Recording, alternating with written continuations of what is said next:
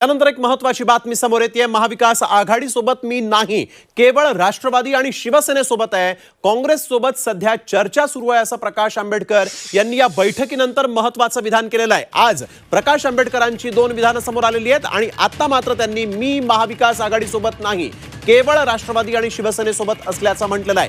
काँग्रेस सोबत सध्या चर्चा सुरू असल्याचं देखील प्रकाश आंबेडकरांनी म्हटलंय। पुन्हा एकदा जाऊया आमचे प्रतिनिधी सागर कुलकर्णी यांच्याकडे। सागर, आपण बघतोय की प्रकाश आंबेडकरांचं आणखीन एक विधान की मी महाविकास आघाडी सोबत नाही, या विधानामुळे मात्र आता ही जी बैठक महाविकास आघाडीची होती आहे तिथं देखील या विषयावर चर्चा होऊ शकते। काय अधिक सांगाल?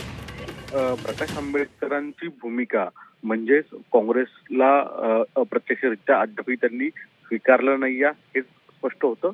दुसरी गोष्ट म्हणजे प्रकाश आंबेडकरांनी त्यांना कोणत्या जागा हव्या आहेत हे स्पष्टता केली नाही। ज्यावेळेस ते जागेंविषयी बोलायला सुरुवात करतील त्यावेळेस त्या कोठ्यांची जी त्या जागा आहेत त्या उद्धव उबाठा गट आणि राष्ट्रवादी अजित पवार माफ करा शरद पवार गट यांच्यातून दिली जाणार आहे, ती देणं शक्य आहे का नाही हा एक मुद्दा आहे। दुसरीकडे प्रकाश आंबेडकरांचं स्पष्ट मत आहे की काँग्रेसला समवेत घ्यायचा असेल तर तो अंतिम निर्णय हा नाना पटोले यांचा नाही तर राष्ट्रीय अध्यक्ष मल्लिकार्जुन खरगे यांचा आहे आणि अद्यापपर्यंत खरगे यांनी या संदर्भात कोणतीही स्पष्टता केली नाही।